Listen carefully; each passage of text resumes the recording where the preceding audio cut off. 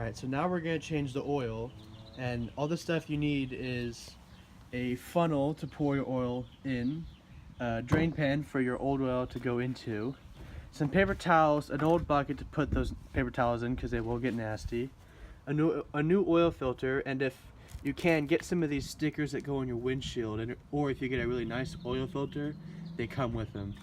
And then also your oil, as well as inside of here is your socket and your wrench that you'll need to get the drain bolt off. Alright, so what you're going to do under there is you're going to break it free with the ratchet, and then it should be loose. So then you take the ratchet away and you'll do the rest of it by hand. And when you're turning it by hand, push up on the bolt so that it doesn't spray out on you as you're loosening it. Alright, so once you get your drain bolt out, make sure to wipe it down thoroughly. And there should be a gasket with it. If it's not on the bolt, it should be either up in the under the car, still stuck to it, or it's in your pan somewhere.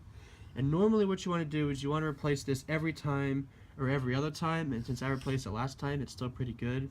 So I'm going to keep it for now, but I will replace this next time. Alright, so what we're going to do next is we're going to try and get the filter out. And the filter is right there. It's hard to see, but it's that kind of circle thing right there. And so I've put some paper towels in there and kind of down in there so that it minimizes the mess it makes, but it's right there. And so what he's going to do is he's going to loosen it, and then it should just come right out with minimal spillage, hopefully. There is still some in there, will spill a bit, but not as much as when you're actually draining the oil itself.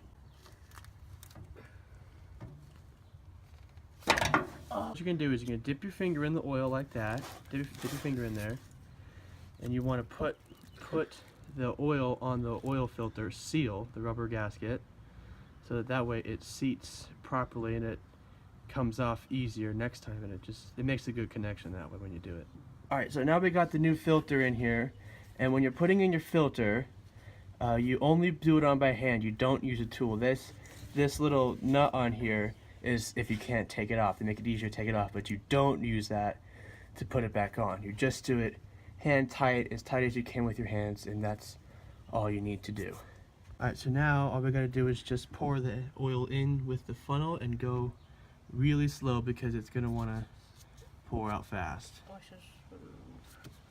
Yeah, that hose is in the way. Just be careful. Don't pour it on the hose. Pour it next to it. It's hard.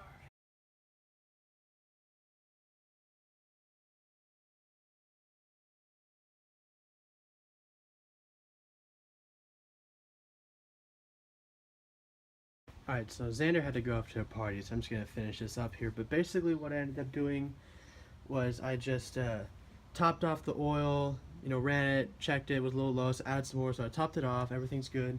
Car's done now.